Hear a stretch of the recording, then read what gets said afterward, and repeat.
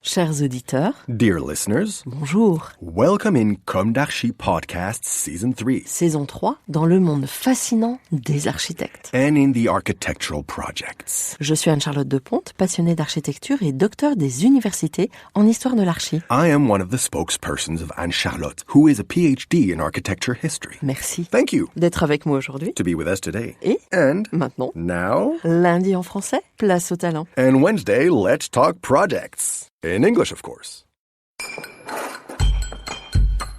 Bienvenue dans Comme d'Archi. Chers auditeurs, ravis de vous retrouver aujourd'hui en compagnie de Maxime Le Trionnaire et Gwenaël Le Chapelain. Bonjour Maxime et Gwenaël. Bonjour.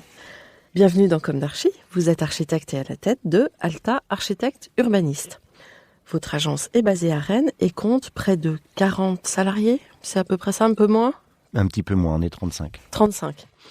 Et vous travaillez sur des programmes de logement, beaucoup, mais aussi mixtes, tertiaires, apparemment des équipements, je crois que... On essaye.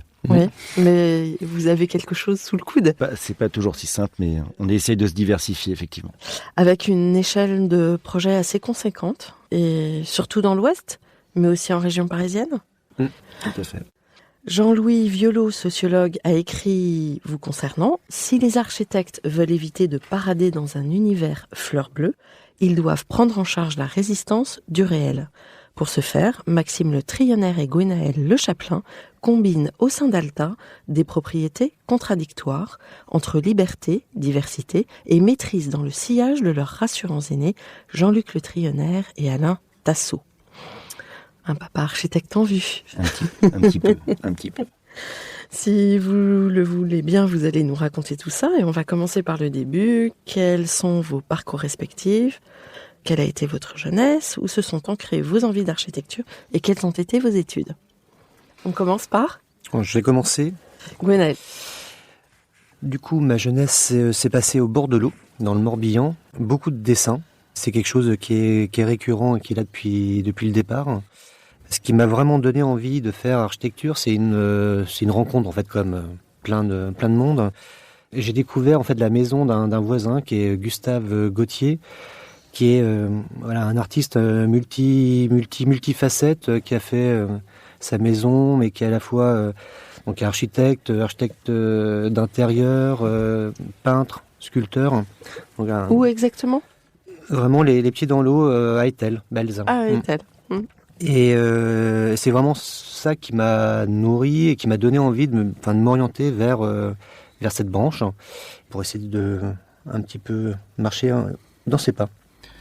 Moi, de mon côté, il n'y a pas beaucoup de dessins, parce que j'étais pas très bon. Je suis toujours pas très bon en dessin, d'ailleurs, malgré ce que les gens pourraient penser. Tous les architectes ne dessinent pas à la perfection.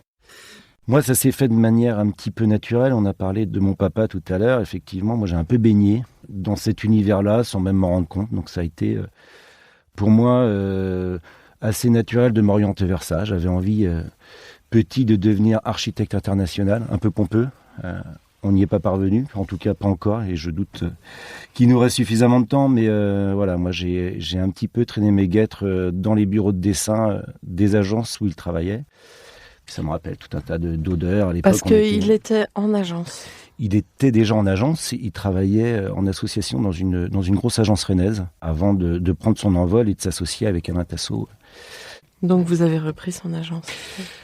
Je ne sais pas si on peut dire qu'on a repris l'agence, on s'est installé sur une sorte de transmission un petit peu longue avec eux deux, en essayant d'abord de travailler à 4, ce qui s'est passé de manière aussi là, assez naturelle et grâce à leur bienveillance, on a réussi aussi à adapter une agence qui existait déjà depuis une vingtaine d'années, un petit peu à notre image. L'exercice, il n'est pas forcément simple, il n'est pas plus simple en tout cas, malgré ce qu'on pourrait croire, que de créer sa propre agence.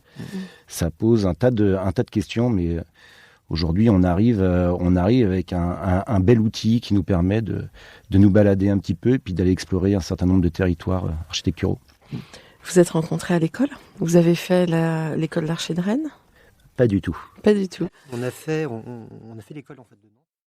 Retrouvez l'intégralité de cet épisode sur Apple Podcast, Acast, Deezer, Spotify.